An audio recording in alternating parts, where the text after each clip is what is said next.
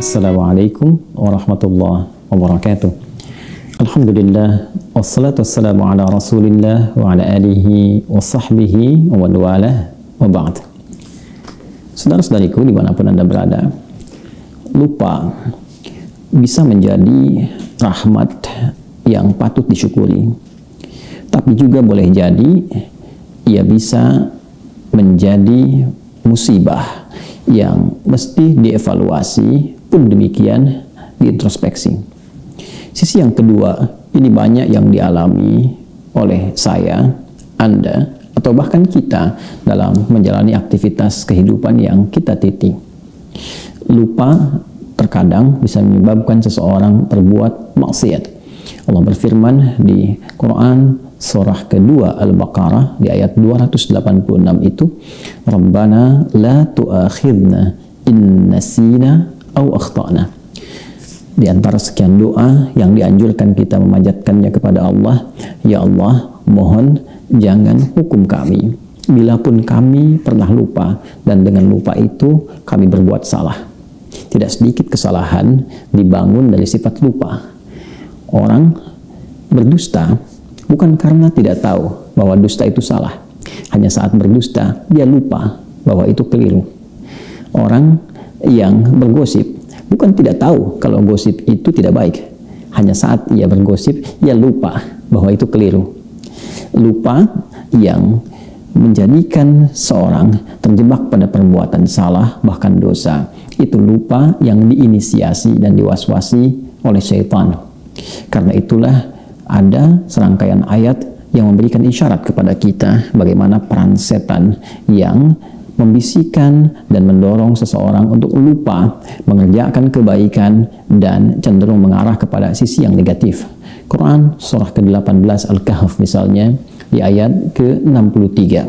Allah berfirman, "Wa ma ansanihu illa syaitanu an adzkurah."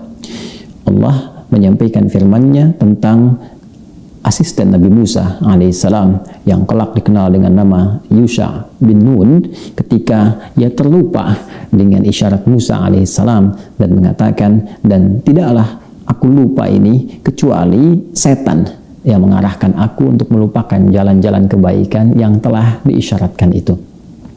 Ada lupa yang sifatnya juga bawaan dalam aktivitas kehidupan kita. Lupa bahwa saya sedang berpakaian hari ini. Lupa kalau pesan itu belum dijawab. Lupa kalau kunci mobil tadi ditaruh di mana. Terbawa dalam aktivitas keseharian. Bila mengarahkan kepada yang negatif, tetap ada peran setan di dalamnya. Al-Quran memberikan solusi kepada kita. Bagaimana seseorang bisa menjaga ingatan dengan kuat dan terhindar dari sifat lupa, atau bahkan mengatasi lupa dalam aktivitas kehidupannya, sehingga saat belajar ia tidak mudah lupa. Saat menghadapi ujian ia cepat ingat materi yang dihafalkan. Saat ia menghadapi persoalan-persoalan kehidupan ia ingat bagaimana solusi-solusi yang bisa dihadirkan. Quran surah ke-18 Al-Kahf di ayat ke-24 itu Allah mengajarkan kepada kita tentang cara bagaimana mengatasi lupa. Allah berfirman, A'udzubillahi minasyaitonir rajim. Bismillahirrahmanirrahim. Wadhkur rabbaka idza nasit. Wadhkur rabbaka idza nasit. Dan berzikirlah, ingatlah kepada Allah Subhanahu wa taala, Rabb yang merawatmu, memeliharamu, memberikan perhatian kepadamu. Ingatlah Rabbmu ketika engkau lupa. Wa qul asa ay yahdiyani rabbi li aqraba min hadza rasyada. Dan katakanlah, boleh jadi Allah Subhanahu wa taala akan cepat memberikan kepadaku petunjuk, dan dengan petunjuk itu aku mendapatkan gambaran-gambaran tentang apa yang sedang dicari, diinginkan, atau sedang dilakukan. Saudara, ayat ini memang memiliki tafsiran beragam di antara para mufassir. Ada yang berpandangan bahwa ayat ini meminta kita untuk mengingat Allah dengan mengatakan insya Allah saat kita berjanji untuk bisa melakukan sesuatu di kemudian waktu kepada pihak lain. Ada juga yang menafsirkan bahwa ayat ini memberi gambaran kepada kita tentang ingat Allah Subhanahu wa Ta'ala jika memang kita pernah berjanji, pernah kita berbicara, menjanjikan sesuatu walaupun terlupa agak lama itu, begitu kita ingat sebelum kita tepati, kita katakan insya Allah atau ingat kepada Allah Subhanahu wa Ta'ala. Namun dalam rumus tafsir, dan ini pun dimaknai oleh sementara para pakar tafsir sampai dengan kini, bahwa rumus yang mengatakan al-ibratu bi umumil lafzi la bi khususis sababi. Hukum, hikmah, bahkan isyarat kebaikan itu bisa kita dapati dari keumuman lafaznya sepanjang tidak ada tekanan-tekanan khusus, arah-arah khusus yang menjadikan ayat itu menjadi terbatas maknanya. Ayat ini memberikan makna umum kepada kita. Kalau saya, Anda, kita sedang lupa, maka ingatlah Allah Subhanahu wa Ta'ala. Berzikirlah kepada Allah Subhanahu wa Ta'ala.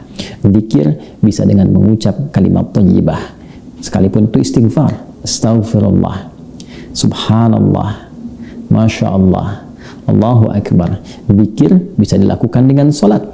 Anda berwudu, tunaikan solat 2 rakaat, Anda lakukan. Bisa dengan solat jika bertepatan dengan waktu duha, solat duha. Jika tidak ada waktu yang khusus, bisa Anda jadikan solat untuk solat wudu, lakukan solat 2 rakaat. Kemudian lihat apa yang terjadi ketika Anda berdoa dalam sujud. Umumnya ada sebagian ulama yang menggunakan rumus ini ketika mereka mendapati lupa dalam hal-hal yang tengah mereka kerjakan. Zikir artinya mengingat Allah. Lupa pada kebaikan datang dari setan. Ketika kita menghadirkan ingatan kepada Allah, maka berlarilah setan meninggalkan kita, dan dengan itu lupa boleh jadi hilang dan ingatan kembali kepada kita. Semoga bermanfaat. Assalamualaikum warahmatullahi wabarakatuh.